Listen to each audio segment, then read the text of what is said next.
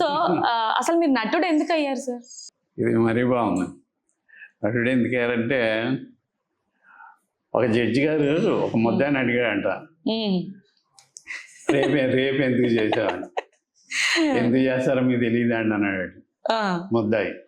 అలా ఉంది, ఎందుకు కావాలి, ఇది ఇవ్వకపోతే ఇంకోటి అవుతాం అంతే. ఇప్పటికీ మీరు ఆ timing, me sense of humour అస్సలు తగ్గలేదు సార్. ఇలాగే ఉంటారా మీరు ఎప్పుడు? ఇలాగే ఉంటాను. మరి అందులో హ్యూమర్ ఉందో లేదో తెలియదు కానీ ఇంచుమించు మెలుగుగా ఉన్నసేపు ఇలా ఉంటాం. అమ్మో.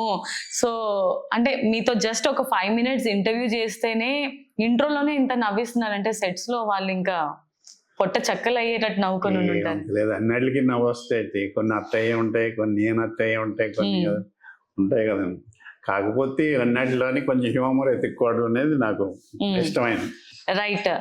So first of all once again welcome, హారియస్ట్ వెల్కమ్. మిమ్మల్ని ఇలా చూడటం చాలా హ్యాపీగా ఉంది. సో ముందుగా మీ కెరీర్ నుంచి స్టార్ట్ చేస్తే, అసలు మీరు నాటక రంగంలో ఉన్నారు, అక్కడ నుంచి నటుడుగా ఎలా ప్రవేశించారో చిన్న ఇంట్రో ఇవ్వగలరా? నాటక రంగంలో ఉన్నాను కదా, ఆ స్టేజ్ నుంచే మీరు ఇంటర్వ్యూ చేసే స్టేజ్ వరకు వచ్చాను. వావ్. మా గురుగారు పిఠాపురం బాబీ గారు నాటకాలు వేయటం నాకు ఇంట్రెస్ట్. అంటే మా అన్నయ్య ఇన్స్పిరేషన్ డాక్టర్ మంగరాజు అసలు ఉంటాడు. తను టాలెంటెడ్. నాకు కూడా జీన్స్ ప్రకారం కొంచెం ఆ ఏరియా అంటే నాకు ఇష్టం. ఒక్కొక్కళ్ళకి ఒక ఏరియా ఉంటుంది. మీకు యాంకరింగ్ ఇష్టం, నాకు నటించడం ఇష్టం. అలా బాబీ గారి దగ్గర బాబు రాజేంద్ర ప్రసాద్ గారని డాక్టర్ బాబు, ఆయన దగ్గర మైమ్లు ఇవి వేసాం. ఉధృతంగా లేదు కానీ నాటకాలు వేసాం.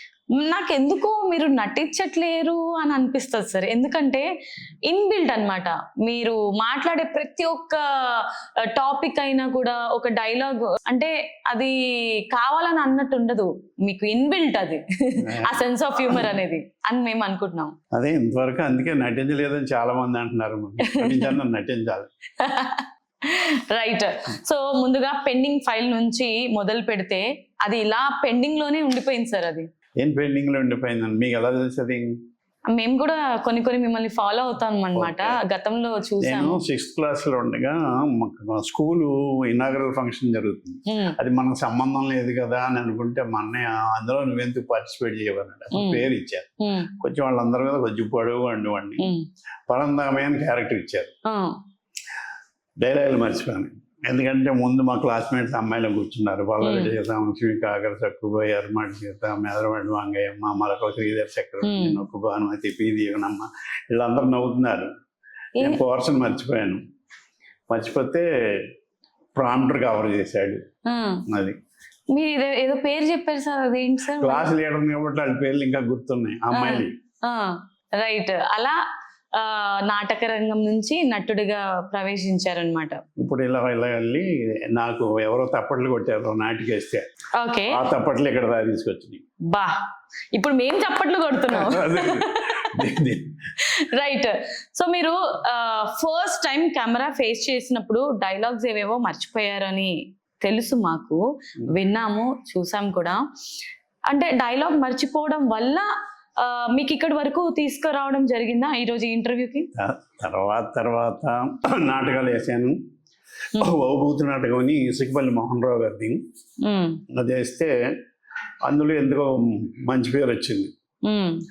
అక్కడి నుంచి ఈ నాటకాలు వేయటం అనేది ఇంట్రెస్ట్ పుట్టింది. బాగా చేస్తున్నాను, నలుగురు మెచ్చుకుంటులోకి ఇలా బయలుదేరి మీ దగ్గర దాకా వచ్చాను. అబ్బా, రైట్. సో ఏది బాగుంటుంది సార్? నాటక రంగం బాగుంటుందా, సినిమాల్లో కామెడియన్ గా అలా బాగుందా మీకు? కష్టం అయితే నాటకం, సినిమా కూడా కష్టమే. రెండిట్లో నటించాను. నటించకపోతే మనకు బాగుందా లేదా కానీ జనానికి బాగా పక్కన పెడతారు.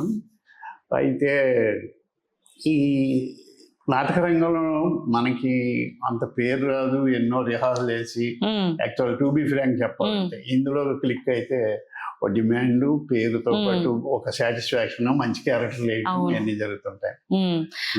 అయితే సార్ ఇప్పుడు మీరు నాటకాలు చేసేటప్పుడు వంశీ గారు డైరెక్టర్ గా, అంటే నాటక రంగంలో ఉన్న వాళ్ళని ఎక్కువగా సపోర్ట్ చేస్తూ ఎంకరేజ్ చేస్తూ ఉంటారని తెలుసు. అలా మిమ్మల్ని అవును వాళ్ళిద్దరు ఇష్టపడ్డారులో సెలెక్ట్ చేయడం జరిగిందా?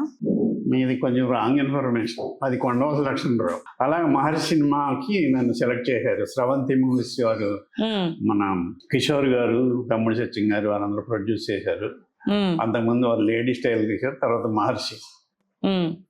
ఓకే, అయితే నాదొక సిల్లీ క్వశ్చన్. ఆ భగవాన్ వరాలు ఇస్తారు, మరి ఈ భగవాన్ ఏమి ఇస్తారు? ఇంటర్వ్యూలు ఇస్తాడు. అమ్మో